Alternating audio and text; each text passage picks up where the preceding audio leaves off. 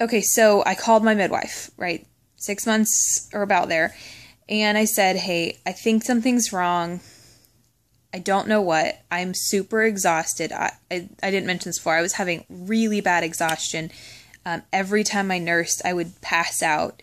And I thought, okay, it makes sense because it's an oxytocin release when you let down. And so I was like, okay, maybe it's just that rush of oxytocin's making me, totally sleepy and pass out. Because it is, relaxing. That hormone is very relaxing. So I thought maybe that was the cause. And that might have something to do with it. But the level of exhaustion that I had was not really congruent with being a mom 6 months postpartum. At this point, my kids both slept pretty good, and I was getting a decent amount of sleep. As far as their involvement goes, my issue was I was having insomnia, and it was getting worse and worse. It actually got worse after this. And so to help with the insomnia, my midwife strongly recommended that I take some supplements like vitamins and to help with the sleep issues. Magnesium, calcium, magnesium, and zinc can really help. She recommended a B vitamin complex to help with the exhaustion because those are good for energy, and vitamin D to help with mood and getting kind of my brain better functioning. And I think fish oil is the other one that can also help with brain function. And those things did help. It was hard to take them because I was not taking care of myself, and it wasn't a choice in my brain. It was just, I didn't feel like it was possible. It felt to me, even simple things like getting up and peeing, like you really have to and your bladder hurts so bad. I just felt like it can't be done. It cannot be done. I'm just going to lay here. My bladder's going to explode and I'm going to die, and that's fine. I would feel so hungry. It would feel like, my stomach's eating my backbone, that gnawing hunger. And I just wouldn't move. I wouldn't go make myself food. I would make food for my kid, but probably not enough. And, she was stealing snacks out of the fridge because she was hungry and I was passed out asleep. And so, nobody was really getting taken care of at this point. So, the vitamins helped, but they only helped when I took them. And she also recommended going to do some more cardio because sometimes just moving and being active can help you regulate your sleep. The more energy you expend during the day, the more your body recognizes that you do need to sleep, and you have a more established sleep cycle. And that does help. But again, I didn't feel like it was possible to take care of myself. Getting dressed, getting my child dressed, and walking out the door with a stroller seemed like an insurmountable obstacle. I could not do that. I certainly couldn't do it with a 6-month-old in tow, in addition to getting the toddler to put her stupid shoes on and walk out the door. So, anyway, after having a conversation with her for probably 30 minutes or longer, I had a game plan of things to do, and I know she did, tell me at the time, go get your thyroid checked. If this doesn't get better, go see your primary care physician and see if there's something more going on. If it's not your thyroid and if the vitamins aren't enough, you might want to get on an antidepressant. I know she told me those things, but those weren't the things I focused on at the time.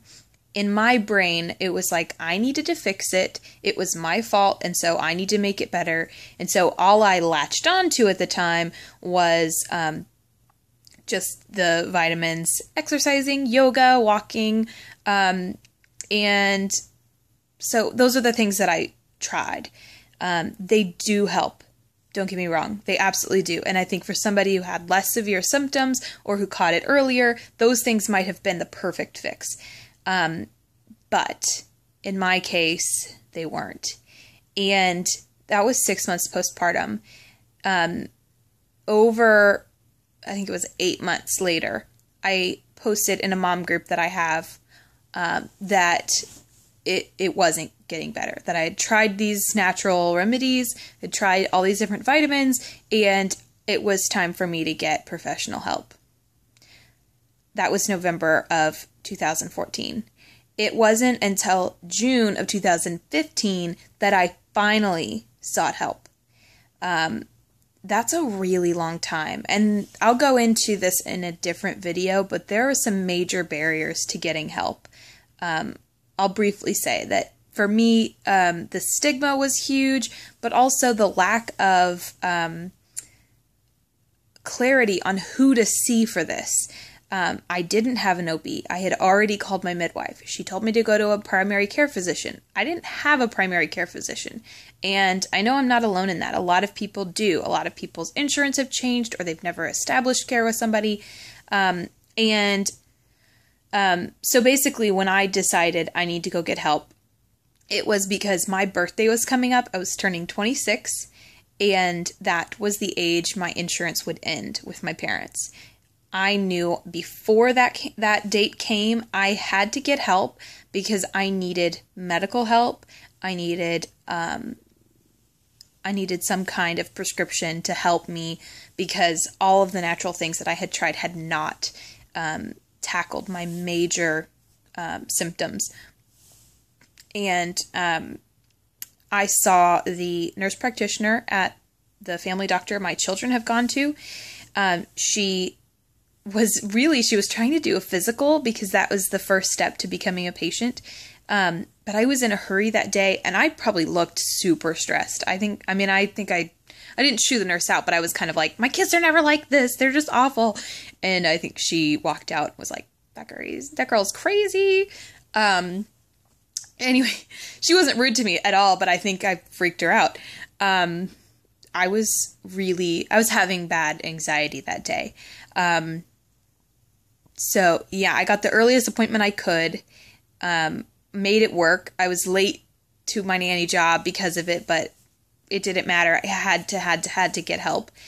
So the nurse practitioner came in and saw me, and immediately looking at my form and seeing that I reported symptoms of depression, anxiety, insomnia, mood changes, unexplained weight gain, all these things. She was like, you need to get on something today. She's like, you can come back and we can do the physical when you have time, but we need to get you on something. And I am so grateful that she didn't question it. She didn't say, oh, well, you're a year and a half postpartum, so this can't be postpartum depression. There must be some other explanation. She just said, hey, you have these symptoms and you're not well and you're here to get help, so let's get you that. She was also extremely knowledgeable about which drugs are the best for as few symptoms as possible, and that tackled my specific symptoms. And so for anyone who has anxiety as a specific symptom set with their depression, know that I've been prescribed Celexa, and that's one that's really good for it. I know a lot of people who have just depression really like Zoloft. One of the reasons she did not prescribe Zoloft for me was that it can make you sleepy, more sleepy than some of the other drugs.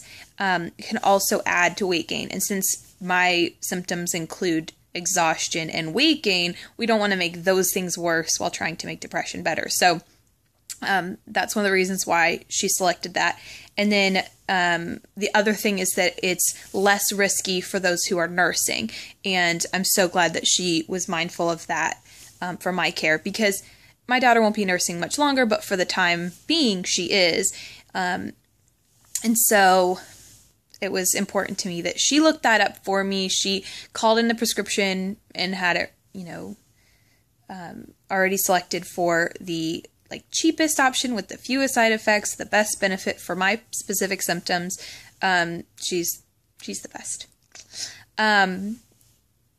I will go into more detail of the first few weeks of my treatment in another video. But I'll tell you that I immediately started feeling better. It's not a perfect solution. There's a lot more to go on the healing journey, but we'll leave it there with, I got help treatment does work. There is treatment. There are medical options if what you're doing right now isn't working. So know that, and I'll see you in the next video. Be well.